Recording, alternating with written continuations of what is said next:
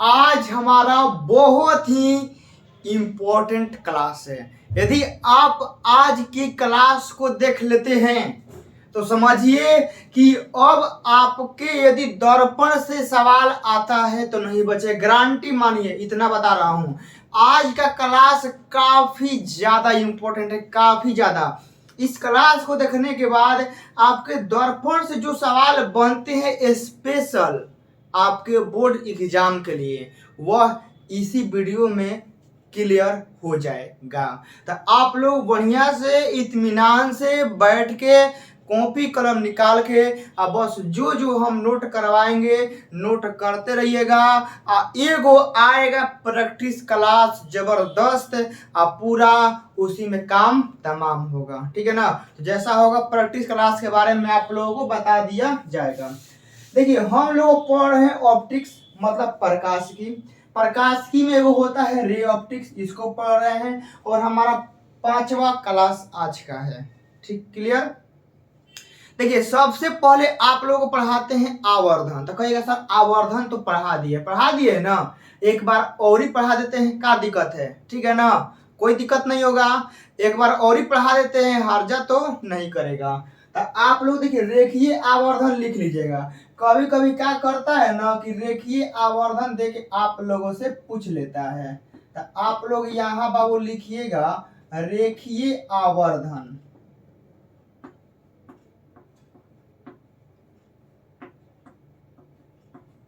रेखीय आवर्धन, ठीक है ना। इससे शायद दिखाई नहीं दे रहा होगा, इससे दिखाई दे रहा होगा। रेखीय आवर्धन होता क्या है, बस वही आवर्धन है, ठीक है ना। बस नाम हो गया का रेखीय आवर्धन। रेखीय आवर्धन जानते हैं क्या होता है। मान लीजिए कोनो गोलीय दर्पण है, ठीक है ना, गोलीय दर्पण है। तो गोलीय दर्पण में जानते हैं क्या होता है। गोलीय दर्पण में हो सकता है या तो समतल दर्पण हो, या तो अवतल दर्पण हो, या तो उत्तल दर्पण हो। यही ना 3 गो होता है, और थोड़े कौन होता है, यही 3 गो मेन होता है। तो गोलीय दर्पण में क्या होता है ना कि उसके मुख्य अक्ष के, ठीक है ना, लंबवत वस्तु को रखने पर जो प्रतिबिंब का ऊंचाई होता है तथा जो वस्तु का ऊंचाई होता है, इसके अनुपात को हम लोग रेखीय आवर्धन कहते हैं। देखिए रेखीय आवर्धन का हम आप लोगों को सूत्र क्या पढ़ाए थे, सूत्र कि m बराबर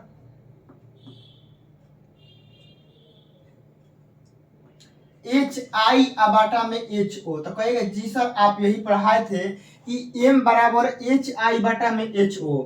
मतलब ई है ना कि हाइट ऑफ इमेज, मतलब प्रतिबिंब की ऊंचाई। यहाँ लिख लीजिएगा, यदि आप लोगों को दिक्कत है सिंबल में तो यहाँ आप लोग लिख भी सकते हैं। इसलिए हम वीडियो में बात बहुत कम करते हैं, सोचते हैं खींचा जाए, क्योंकि बात करने का देखिए टाइम अब बचा हुआ मतलब नहीं है हम लोगों के पास। जितना ज्यादा खींचेंगे उतना ज्यादा हम लोगों को मतलब क्लियर होगा। तो यहाँ हो जाएगा हमारा वस्तु की ऊंचाई, वस्तु की ऊंचाई। तो यही तो हमारा रेखीय आवर्धन है। परिभाषा लिखने का मन होगा तो लिख लीजिएगा कि गोलीय दर्पण में उसके मुख्य अक्ष के लंबवत किसी वस्तु को रखने पर जो प्रतिबिंब की ऊंचाई अथवा वस्तु की ऊंचाई के अनुपात को हम लोग रेखीय आवर्धन कहते हैं। इसे m से सूचित करते हैं। m बराबर एच आई बटा में एच ओ होता है। ये हो गया पहला। दूसरा बाबू देखिए क्या होता है, ये पहला लिख लीजिएगा। दूसरा लिख लीजिएगा m बराबर होता है आपका माइनस का v अबाटा में u। अब कौन कौन कहेगा ई का होता है, इहो वही चीज है बाबू। v जो है ना आपका, यह है प्रतिबिंब की दूरी, यह ऊंचाई नहीं है। u जो होता है ना, यह मतलब ध्रुव से वस्तु की दूरी होता है। v जो होता है ना, ध्रुव से इमेज की दूरी होता है जहां बनता है। तो यहाँ लिख लीजिएगा आप लोग प्रतिबिंब की दूरी। आधा लोग को अभी भी समझ में नहीं आ रहा होगा, कोई दिक्कत नहीं है, अभी तुरंत फिगर से हम समझाएंगे, ठीक है ना। बस आप लोग लिखिए, यह मत सोचिए ना कि सर समझा रहे हैं अब समझ में नहीं आएगा, नहीं, जो बता रहे हैं आगे भी बताएंगे। लिखिए यू क्या है, यू हमारा यहाँ लिख लीजिए वस्तु की दूरी, वस्तु की दूरी। तो देखिए आवर्धन का दो गो फॉर्मूला, एगो m बराबर एच आई बटा में एच ओ, एगो m बराबर क्या होता है माइनस भी बटा में यू। ठीक है, ये दोनों हो गया। अब इन दोनों के बाद हम लोग बाबू कुछ अब रिलेशन यहाँ से पढ़ लेते हैं, प्रो विटामिन टैबलेट। क्योंकि जानबे करते हैं फिजिक्स में बिना टैबलेट का काम तो होगा नहीं, क्योंकि फिजिक्स इतना आप लोग कमजोर कर लिए हैं, इतना कमजोर कर लिए हैं कि नॉर्मल खाना से काम नहीं होगा, इंजेक्शन चाहे विटामिन का गोली देना पड़ेगा तभी कुछ होगा। क्योंकि आप लोग इतना पढ़िए लिए हैं, इतना आप लोग बरियारे कर लिए हैं फिजिक्स कि हमको विटामिन का गोली देना पड़ रहा है। तो आप लोग इसको जल्दी से नोट कीजिए।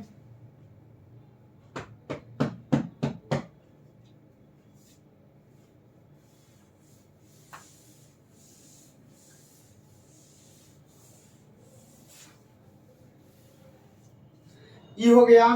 इसके बाद देखिए बाबू, ठीक है ना, इसके बाद हम लोग पढ़ेंगे कुछ रिजल्ट। रिजल्ट कहने का मतलब है ना कि रिजल्ट में जानबे करते हैं क्या देते हैं, प्रो विटामिन टैबलेट। बड़ा काम करेगा बाबू लोग, याद रखिएगा, pro vitamin tablet. Simple tablet नहीं है, प्रो विटामिन टैबलेट है। इसको बढ़िया से लिखिएगा। देखिए हम लोगों को मालूम है दर्पण सूत्र, कहिएगा जी सर, हम लोगों को मालूम है दर्पण सूत्र। दर्पण सूत्र क्या होता है, 1/f बराबर 1/v अब प्लस का 1/u।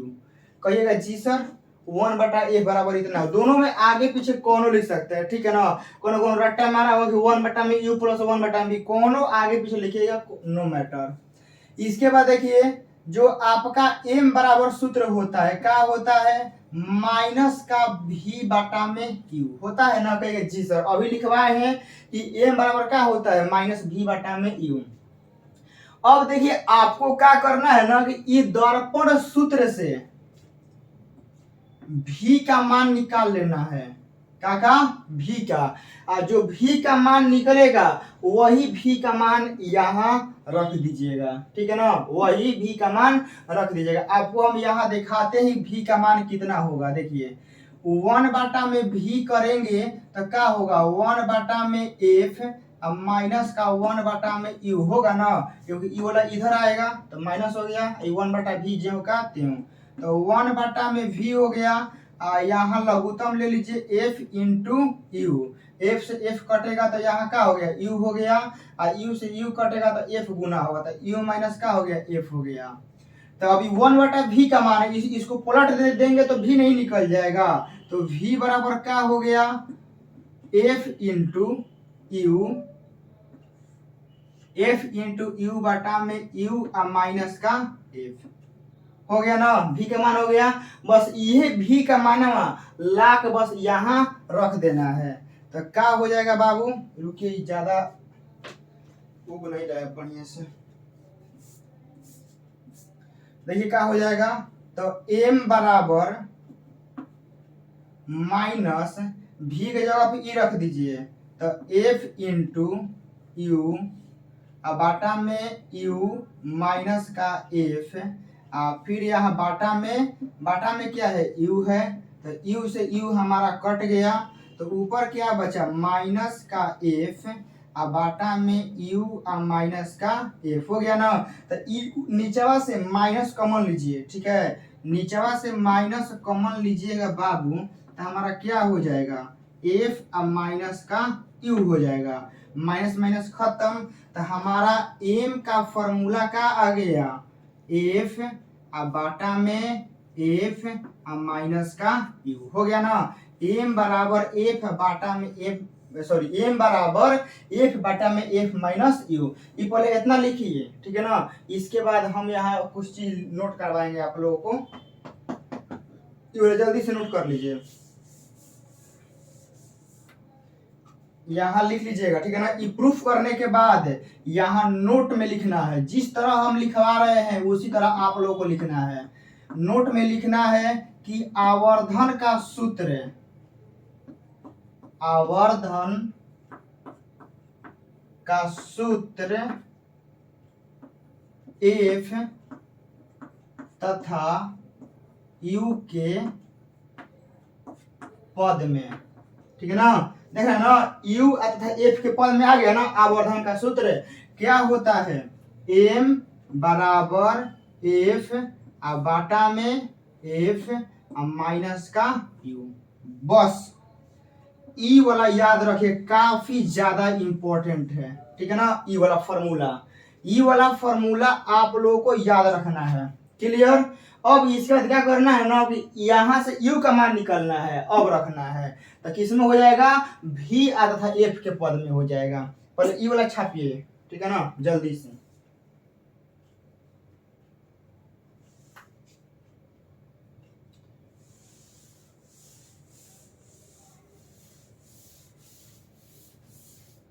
चलिए हो गया। अब यहां से निकालते हैं u का मान। तो u का मान देखिए बाबू कैसे निकलेगा। तो यहां से 1 बटा में u बराबर 1 बटा में f माइनस का 1 बटा में v हो गया ना। अब देखिए यहां से हम लोग लघुत्तम लेते हैं, तो क्या हो जाएगा, f i इंटू v लघुत्तम होगा ना, f इंटू v। f से f कट गया तो v गुना कर दीजिए 1 में, तो v हो गया माइनस v से v कटा, f बचा, तो f से 1 में गुना कर दीजिए, तो क्या हो गया, f हो गया ना। इधर क्या है 1 बटा में u, इसको क्या कीजिए, पलट दीजिए। तो पलटिएगा तो u बराबर क्या हो जाएगा, f इंटू v बटा में v माइनस का f हो गया ना। u का मान निकल गया। इसको पलटिए, देखिए 1 बटा u का मान इतना है, इसको पलटिएगा तो यह भी ऊपर चल जाएगा, यह ऊपर चल जाएगा, तो ये हो गया।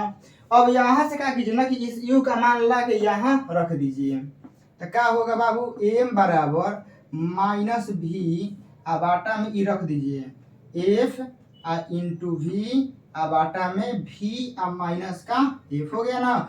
ई v से ई v कट गया, ठीक है, ई वाला चल जाएगा ऊपर है, तो क्या हो गया, माइनस v माइनस का f बाटा में यहाँ हो गया हो गया ना। ये माइनस ले क्या कर दीजिए, गुना कर दीजिए, तो आपका m बराबर हो जाएगा f माइनस का v बटा में f हो गया ना। m बराबर f माइनस v बटा में f। तो अब यहाँ क्या कीजिएगा ना, पूरा प्रूफ करके लिख लीजिएगा, और लिखने के बाद अब नोट करवा के जो हम लिखवाते हैं ना, उसको आपको लिख लेना है। यहाँ नोट में आप लोग लिख लीजिए। ये सब जानते हैं, न्यूमेरिकल में बहुत ज्यादा काम आता है, कि आवर्धन का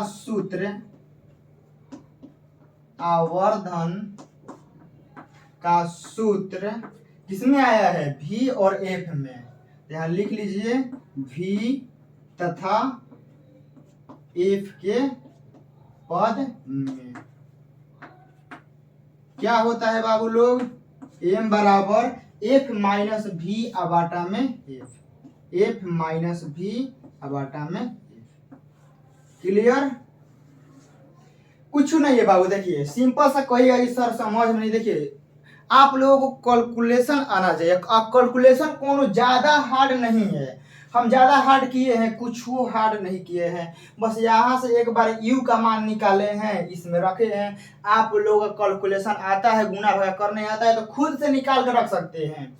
एक बार v का मान निकालिए, यहाँ रख दीजिए। तो कोनो कोनो कहेगा कि सर f का मान निकाल कर नहीं रखिएगा। बाबू कहीं f है इसमें, कहाँ रखिएगा कहीं आपको इसमें f दिखाई दे रहा है, नहीं दिखाई दे रहा है, u है v है। तो हम इस फॉर्मूला से एक बार u का मान निकालेंगे, यहाँ रखेंगे, एक बार v का मान निकालेंगे, यहाँ रखेंगे, और रिजल्ट आप लोगों को नोट करवाइए दिए, ठीक है ना। पूरा रिजल्ट नोट करवा दिए। अब जितना फॉर्मूला अभी तक दर्पण में पढ़ाए हैं, ठीक है ना, सारा का सारा यहाँ लिख देते हैं। कहिएगा पूरा का पूरा पेपर छापने का इरादा है ना सर। तो हाँ बाबू, पूरा का पूरा पेपर छापना ही है, बस आपको थोड़ा सा दिखा दिए हम, ठीक है ना, कि कैसे होता है। माइंड में संकोच नहीं रहेगा कि हाँ कैसे आया है, ना तो हम डायरेक्ट फॉर्मूले लिखवा देते हैं। तो आप लोगों के माइंड में बात चल रहा है ना, कि सर लगता है कि हालिया खींच रहे हैं, टाइम बहुत कम है, टाइम काफी है, एनफ है हमारे लिए, बस आप लोग रेगुलरिटी से पढ़ते रहिए। देखिए यहाँ बाबू सूत्र पूरा लिख लीजिए, पहला इसको घेर दीजिएगा बढ़िया से, ऐसे मार के अब बॉर्डर लाइन दे के अब पूरा सूत्र आप इसमें छाप दीजिएगा। सूत्र सबसे पहला सूत्र R बराबर क्या होता है 2F होता है, ठीक है ना, या F बराबर R बटा में 2 होता है, कहिएगा जी सर, पहला फॉर्मूला। दूसरा फॉर्मूला M बराबर HI बटा में HO, कहिएगा जी सर। तीसरा फॉर्मूला M बराबर माइनस का V बटा में U, कहिएगा जी सर, M का तीसरा फॉर्मूला 3 हो गया। चौथा देख लीजिए दर्पण सूत्र 1 बटा में F बराबर 1 बटा में V अब प्लस का 1 बटा में U, चौथा फॉर्मूला, ठीक है ना। यहाँ देख लीजिए पांचवा फॉर्मूला M बराबर F बटा में F माइनस का U, यही आया था ना। छठा नंबर में M बराबर F माइनस का V बटा में F। दर्पण में आप लोग को हम इतना सूत्र अभी तक पढ़ा चुके हैं, 1 गो 2 गो 3 गो 4 गो 5 गो 6 गो, हो गया ना।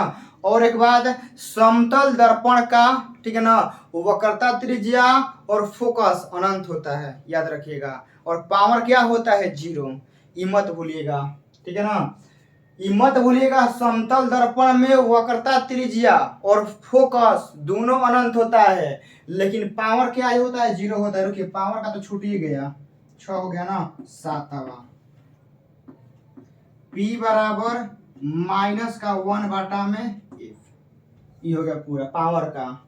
और कोनो छूट रहा है हमको तो अब याद नहीं आ रहा, जितना याद आ रहा है हम लिख दिए हैं, आप लोग की कॉपी में जितना होगा लिखवाए हैं तो आप लोग इसमें लिख सकते हैं फिर से। अब देखिए फॉर्मूला खत्म। अब आते हैं ना कि अवतल दर्पण और उत्तल दर्पण में इमेज कैसे बनता है, ठीक है ना, रट्टा मारे होंगे। हम जानते हैं आप लोगों के दिल के बात कि आप लोग उत्तल दर्पण और अवतल दर्पण में रट्टा मारे होंगे इमेज का स्थिति कि कहाँ रखेंगे तो कहाँ बनेगा, लेकिन आज रट्टा नहीं मारिएगा, बस फिगर बताएंगे। क्या बताएंगे? फिगर से जानवे करते फिल्म बहुत देर तक याद रहता है, क्या है कि फिगर से समझते हैं।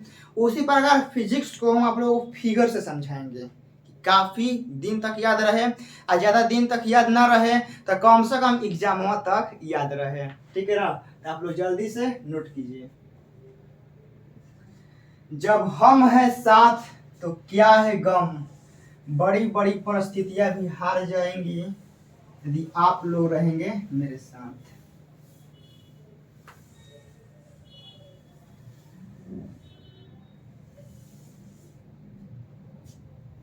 चलिए ये हो गया। इसके बाद अब यहाँ लिखिए बाबू, नोटे करते चलिए, ठीक है ना, नोटे करते चलिए।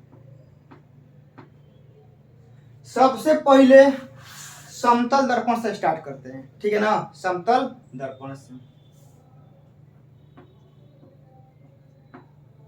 समतल दर्पण में प्रतिबिंब की स्थिति।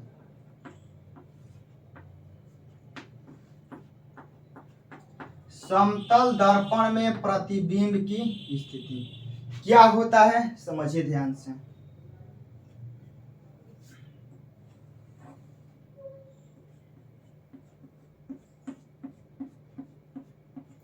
आधा लड़कों को जानते हैं क्या कंफ्यूजन होता है कि सर वास्तविक क्षेत्र और काल्पनिक क्षेत्र किसको कहते हैं। देखिए जिस साइड रजतित होता है, जिस साइड पेंट पोचारा कर दिया जाता है, ठीक है ना। जिस तरह हमारा हाथ का हथेली देखिए, इस साइड गोर लग रहा होगा, ठीक है ना, इस साइड काला दिखाई दे रहा होगा। तो इस काला साइड जिस साइड रहेगा तो उस साइड को कहेंगे काल्पनिक क्षेत्र, ठीक है ना। कहने का मतलब है ना कि ये हमारा क्या है, समतल दर्पण। तो समतल दर्पण के जिस साइड में रचित होता है, जिस साइड पेंट पोचारा किया जाता है, ठीक है ना, अच्छा किया हुआ रहता है, तो इस एरिया को बोलेंगे काल्पनिक क्षेत्र, ठीक है ना। क्या काल्पनिक क्षेत्र। इस साइड हमारा पूरा रचित है ना, तो यह हमारा तो बाबू है क्या, मतलब समतल दर्पण, समतल दर्पण है ना। तो कहेगा जी सर समतल दर्पण है। और समतल दर्पण में जिस साइड आपका रचित होता है, तो आपका ये पूरा एरिया, ठीक है ना, पूरा एरिया, ना कि इतनी सी ना, ये पूरा एरिया आपका कहलाता है काल्पनिक क्षेत्र या आभासी क्षेत्र, ठीक है ना।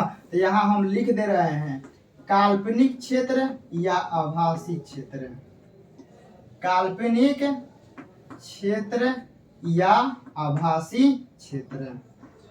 कहेगा जी सर, क्लियर है। आगे बढ़ते रहिए, मजा आ रहा है क्लास में। काल्पनिक क्षेत्र या आभासी, इस सूत्र हम कहां से लिख दिए, क्षेत्र ना। अब देखिए जिस साइड से परावर्तन होता है, ठीक है ना, जिस साइड से रे आया टकरा के इधर चला गया, ठीक है ना, मार टकरा कर इधर उधर जा रहा है, तो वह हमारा कहलाता है वास्तविक क्षेत्र। क्या कहलाता है, वास्तविक क्षेत्र। कहने का मतलब है कि इस साइड हमारा क्या है, क्या होगा बाबू, हमारा टकराएगा, तो ई वाला हमारा होता है वास्तविक क्षेत्र, ठीक है ना। क्या होता है, वास्तविक क्षेत्र। समतल दर्पण में एक खासियत होता है कि जैसा हम हैं वैसा ही दिखाई देगा, समझ गए ना।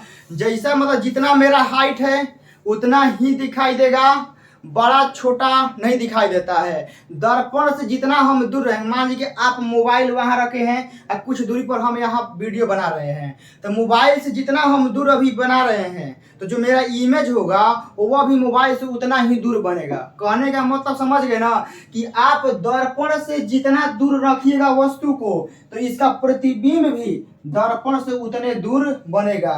मतलब कहने का मतलब है ना इसमें कि प्रतिबिंब की ऊंचाई और वस्तु की ऊंचाई बराबर होती है। याद मत कीजिएगा, याद कीजिएगा समतल दर्पण मतलब सब समान, सम मतलब समान, दर्पण मतलब मिरर, मतलब एक ऐसा मिरर जिसमें सब कुछ समान होता है, बस क्लियर। इसमें सब कुछ समान होता है आपका। देखिए यदि दर्पण से इधर रखिएगा वस्तु को जितना दूरी पर, तो इसका प्रतिबिंब भी उतने दूरी पर आपका बनेगा। वस्तु का जितना ऊंचाई होगा प्रतिबिंब का भी उतना ही ऊंचाई होगा। क्लियर हो गया ना।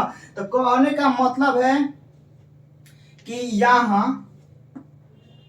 HI आपका HO बराबर होता है ना।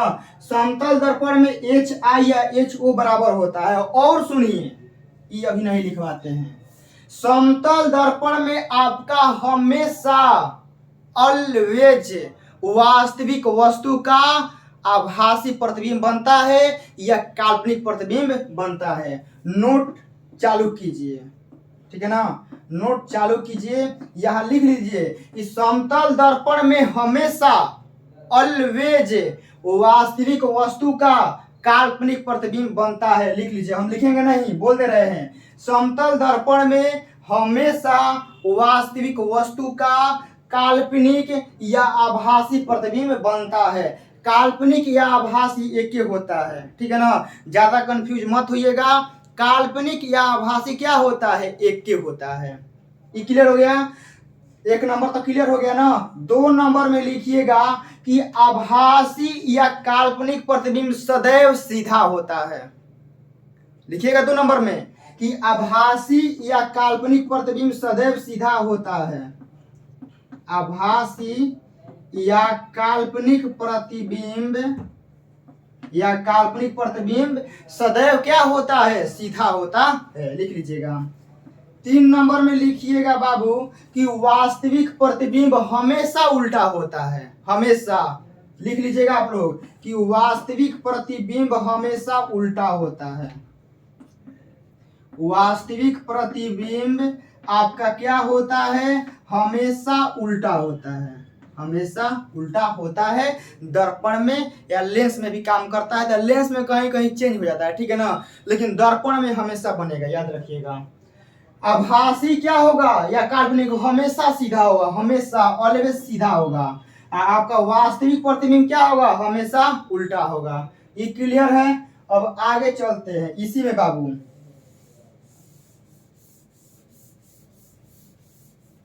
देखिए समतल दर्पण में क्या बताए हैं कि हाइट ऑफ इमेज, ठीक है ना, height of image height of object, मतलब प्रतिबिंब की ऊंचाई और वस्तु की ऊंचाई बराबर होती है। कहेगा जी सर, आप पढ़ा दिए हैं, यादो करवा दिए हैं कि प्रतिबिंब की ऊंचाई वस्तु की ऊंचाई की क्या होती है, बराबर होती है। कहिए जी सर, ये क्लियर है। अब इसके बाद बताइए क्या करना है। करना कुछ नहीं है, इसको बाटा में ला दीजिए। तो बाटा में लाइएगा बाबू लोग, तो क्या होगा HI बाटा में HO, यहाँ का होगा 1, कहेगा 1 होगा जी सर, क्योंकि फिर गुना होगा तो वही आ जाएगा।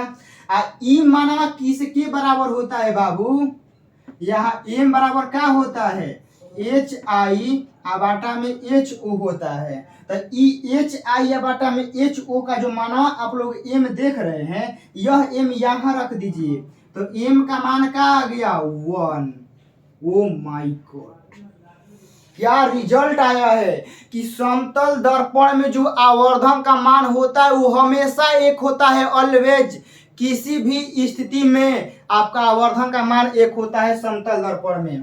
तो नोट नंबर आप लोग जो आगे होगा आप लोग यहाँ नोट कर सकते हैं कि समतल दर्पण में हमेशा आवर्धन का मान एक होता है।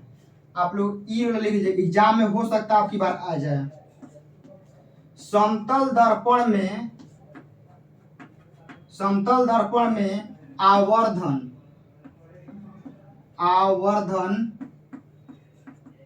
आवर्धन का मान हमेशा एक होता है, हमेशा, क्योंकि इसमें छोटा बड़ा इमेज बनबे नहीं करता है, हमेशा बराबर बनेगा। तो मान क्या होगा, एक होगा। समतल दर्पण का कहानी खत्म है बाबू, पूरा जितना था ना इसका नोच के बता दिए हैं। अब यह नोचाने लायक नहीं है, पूरा हम जितना नोचना था हमको नोच दिए। अब यहाँ से बाबू चलते हैं अवतल दर्पण, उसका भी फुल उतार देते हैं। बहुत दिन से आप लोगों को परेशान किया है अवतल दर्पण इमेज के मामला में कि इमेज कैसे बनता है, अब परेशान नहीं करेगा। चलिए तो आप लोग यहां लिखिएगा बाबू अवतल दर्पण, अवतल दर्पण में, अवतल दर्पण में प्रतिबिंब की स्थिति, अवतल दर्पण में क्या, प्रतिबिंब की स्थिति कैसे होता है ध्यान से समझिएगा, ठीक है ना। आपको फिगर से समझा रहे हैं आराम से, इसमें थोड़ा टाइम लगेगा, ठीक है ना, इसमें टाइम लगेगा, लेकिन हाँ समझ जाइएगा। देखिए हो गया, इस साइड को हम लोग क्या करते हैं, रजतित कर देते हैं।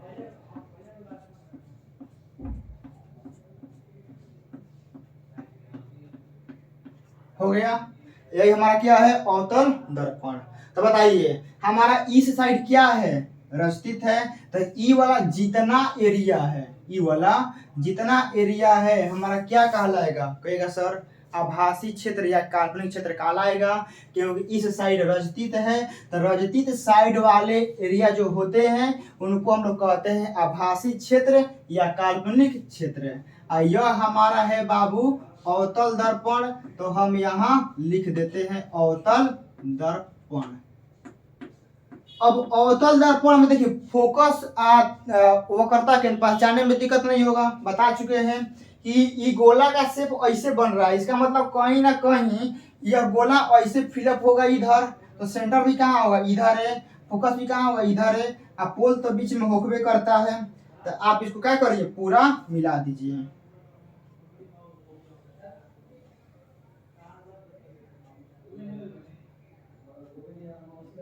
ठीक है ना, ये हो गया। अब देखिए यहाँ ई वाला हम मान लेते हैं क्या है, पोल, ठीक है ना, पोल है। यहाँ मान लेते हैं हमारा क्या है बाबू, ठीक है, यहाँ मान लेते हैं कि हमारा वक्रता केंद्र है सी, यहाँ मान लेते हैं हमारा क्या है, फोकस, वक्रता केंद्र, फोकस और पोल, हमारा 3 गो हो गया। अब तीनों में देखिए इमेज कैसे कैसे बनता है, ध्यान से समझिएगा। इस साइड भी हम यहाँ ले लेते हैं, ठीक है ना। चलिए ध्यान से समझिएगा, यदि हमारा वस्तु पोल और फोकस के बीच में रहता है, समझ गए ना, यदि हमारा वस्तु पोल और फोकस के बीच में बोल रहे हैं, उसको लेकर नहीं, पोल और फोकस के बीच में, बीच कहने का मतलब है कि फोकस भी नहीं आएगा और पोल भी हमारा नहीं आएगा। यदि हमारा वस्तु यहाँ बनता है, देखिए हम यहाँ लिख रहे हैं 1 नंबर, ठीक है ना, 1 नंबर, इधर कर देते हैं 2 नंबर, यहाँ कर देते हैं 3 नंबर, यहाँ कर देते हैं 4 नंबर। क्लियर हो गया। अब देखिए यदि वस्तु आपका इस 1 नंबर एरिया में है, 1 नंबर एरिया में कहने का मतलब है कि P और आपका F के बीच में है, तो आपका जो इसका इमेज होगा कहाँ बढ़ जाएगा, पीछे, दर्पण के कहाँ जाएगा, पीछे। यदि आप लोग दर्पण के पीछे वस्तु रखते हैं कहीं भी, तो कहाँ बनेगा, P और F के बीच में, ठीक है ना। तो यहाँ भी ई वाला ऐसे कर लीजिए, ठीक है ना, ये वाला आप लोग कर लीजिए। हो गया। देखिए यदि वस्तु को आप लोग पोल और फोकस के बीच में रखते हैं तो कहाँ बनेगा, दर्पण के पीछे, हाँ लेकिन बड़ा बनेगा। जब वस्तु यहाँ रहेगा, यहाँ से दर्पण के पीछे जाएगा तो कैसा बनेगा, बड़ा आभासी, ठीक है ना, बड़ा आभासी बनेगा, और उल्टा बनेगा, सॉरी सीधा बनेगा, क्योंकि आभासी क्या होता है, सीधा होता है। तो इस साइड जो बनेगा सब लिखवाएंगे, लेकिन इतना समझिए कि जो 1 नंबर एरिया में रहेगा वह जाएगा 2 नंबर एरिया में, और जो 2 नंबर एरिया में कहीं भी रहेगा, कहाँ, कहीं भी, तो कहाँ बनेगा, 1 नंबर में, ठीक है। ई हमारा क्या है बाबू, वास्तविक क्षेत्र है, क्या है, वास्तविक क्षेत्र। ई हमारा क्या है, काल्पनिक क्षेत्र, क्या है, काल्पनिक क्षेत्र। अब देखिए, और यदि वस्तु को आप लोग 3 का रखते हैं, मतलब वक्रता केंद्र और फोकस के बीच में रखते हैं, तो ई जाएगा 4 नंबर में, ठीक है ना, कहाँ जाएगा, 4 नंबर में। यदि आप लोग यहाँ मान लीजिए कि अनंत ले लेते हैं, क्या ले लेते हैं, अनंत। यदि आपका वस्तु वक्रता केंद्र और अनंत के बीच में रहता है तो आपका कहाँ जाएगा, 3 नंबर के पास। ये वाला इमेज हो गया ना क्लियर। अब कहिएगा सर एक बार और बढ़िया से समझा दीजिए, बिल्कुल समझाएंगे, ध्यान से समझिए। जो हम बोल रहे हैं आप लोग नोट करने का मन होगा ना, तो यहाँ नोट भी कर लीजिएगा, नोट चालू कर दीजिए, हम तो यही बोलेंगे, संगे संगे जो बोल रहे हैं वो नोट चालू कर दीजिए, ठीक है ना। नोट नंबर 1 में लिखिए कि यदि वस्तु पोल यानी ध्रुव और फोकस के बीच में रहता है तो इसका इमेज दर्पण के पीछे यानी हमारा आभासी वस्तु से बड़ा, ठीक है ना, आभासी वस्तु से बड़ा तथा सीधा बनता है। ये हो गया। यदि 1 नंबर पे वस्तु रहेगा तो दर्पण के पीछे जाएगा, ठीक है ना, इससे बड़ा बनेगा, याद रखिएगा 1 नंबर में जो वस्तु रहेगा इससे बड़ा बनेगा। फिर उसके बाद क्या है बाबू, यदि हमारा C और F के बीच में रहता है, मतलब वक्रता केंद्र और फोकस के बीच में रहता है, तो जाएगा कहाँ, वक्रता केंद्र और अनंत के बीच में, और यह भी बड़ा बनेगा, ठीक है ना, बड़ा बनेगा लेकिन वास्तविक बनेगा, क्योंकि वास्तविक क्षेत्र में जा रहा है ना, तो कैसा बनेगा, वास्तविक बनेगा। और आपका वास्तविक क्या होता है, उल्टा होता है, बताए है ना कि वास्तविक प्रतिबिंब क्या होता है, उल्टा होता है। इस एरिया में कैसा भी इमेज बने, वास्तविक है तो वास्तविक इमेज, इस एरिया में कैसा भी इमेज बने, कौन क्षेत्र है, काल्पनिक, तो काल्पनिक इमेज बनेगा, बात है रियल। यदि कहिएगा सर फोकस पे रहेगा तब क्या होगा, यदि आपका वस्तु फोकस पे रहता है तो अनंत पे बनेगा, ठीक है ना, अनंत पे रहेगा तो फोकस पे बनेगा। लेकिन हाँ यह याद रखिएगा कि वस्तु यदि फोकस पे है तो अनंत पे तो बनेगा, लेकिन काफी ज्यादा बड़ा बनेगा, काफी ज्यादा बड़ा बनेगा, ठीक है ना। यदि यह फोकस पे रहता है तो अनंत पे बनेगा और बहुत ज्यादा बड़ा बनेगा। यदि आपका वक्रता केंद्र पर रहता है तो वक्रता केंद्र पे बनेगा, जितना हाइट का है उतने हाइट का बनेगा, सेम टू सेम। वक्रता केंद्र पर रखेंगे तो आपका सेम टू सेम बनेगा, ठीक है ना। तो यह पूरा आप लोग अवतल दर्पण का इमेज आप लोग बना लीजिए। लेकिन हाँ यहाँ से कुछ अभी हम नोट करवा दिए हैं, नोट करने का मन होगा तो नोट कर लीजिएगा, ना तो अभी हम विटामिन का टेबलेट यहीं पे दे रहे हैं। अवतल दर्पण में आपको कैसा कैसा केस बताएं, तो कहिएगा सर कैसा कैसा नहीं मालूम है, समझिए। अवतल दर्पण में आपको हम 3 को केस बताएं कि वस्तु से छोटा भी बन सकता है ना, बोलिएगा, वस्तु से छोटा भी बन सकता है। कब, देखिए, यदि आप वस्तु को वक्रता केंद्र और अनंत के बीच में रखते हैं तो यहां बनेगा, तो कैसा बनेगा, छोटा बनेगा।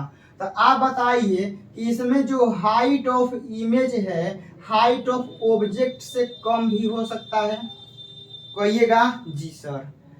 फिर हम क्या बताएं कि आपका height of image height of वस्तु के बराबर भी हो सकता है, कहिएगा जी सर, हो सकता है ना। यदि वस्तु हमारा वक्रता केंद्र पर रहता है तो सेम बनेगा, लेकिन हाइट ऑफ इमेज मतलब प्रतिबिंब की ऊंचाई वस्तु की ऊंचाई क्या होगा, बराबर होगा, कहिएगा जी सर। 3 नंबर में क्या होता है कि वस्तु को यदि आप 1 नंबर में रखते हैं तो दर्पण के पीछे बनेगा 2 नंबर में, बनेगा ना, लेकिन क्या होगा, वस्तु से बड़ा बनेगा। मतलब यहाँ हाइट ऑफ इमेज आपका वस्तु के ऊंचाई से क्या होगा, बड़ा होगा। तो आपका अवतल दर्पण में 3 वो केस बनता है, ये आपका वस्तु से छोटा भी बनता है, वस्तु से बड़ा भी बनता है, वस्तु के बराबर भी बनता है, मतलब सब बनता है, एक को कर्म बाकी नहीं है।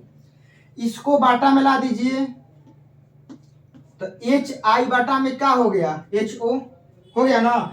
ई वाला बाटा में लाइएगा तो एच आई बाटा में एच ओ हो गया, यहाँ लेस देन का हो गया 1 हो गया ना। इसका मान क्या होता है, इसका मान तो कहेगा सर 1 होता है, तो हमारा एम लेस देन 1 हो गया ना। इसका मानवा हम एम रख दिए, इस सेम टू सेम रख दिए। इसके बाद इसको बाटा में ला दीजिए, ठीक है ना, तो आपका एच आई बाटा में क्या हो गया, एच ओ हो गया, यहाँ 1 हो गया। तो एच आई बाटा में एच ओ का मान क्या होता है 1, तो एम का मान क्या हो गया 1 हो गया ना। इसको बाटा में लाइएगा तो आपका क्या होगा, एच आई बाटा में एच ओ ग्रेटर देन 1, तो आपका हो जाएगा एम बराबर 1 हो गया ना। तो आपका अवतल दर्पण में देखिए एम का मान 1 से भी कम होता है, 1 के बराबर भी होता है, ठीक है ना। यहाँ आपका एम से क्या होता है 1 से ज्यादा भी होता है। तो ई वाला बतिया हम आप लोगों को समझाना चाहते थे, ठीक है ना। इमेज तो खास कभी भी समझा सकते हैं, लेकिन ये बतिया आप लोगों को हमारा मेन मकसद यही था कि ई वाला समझाना कि अवतल दर्पण में आपका एम का मान 1 से कम भी होता है, 1 से ज्यादा भी होता है और 1 से बड़ा भी होता है, ठीक है ना। बस इतना याद रखिएगा। इसके बाद आप लोगों को एक नेक्स्ट वीडियो में बढ़िया से और बेहतरीन से आप लोग को हम समझाएंगे, ठीक है ना। तो आप लोग इतना तक नोट कीजिएगा, नेक्स्ट वीडियो जब आएगा तो वहाँ और बढ़िया से उत्तल दर्पण के बारे में भी हम समझा देंगे और लिखवा देंगे। जय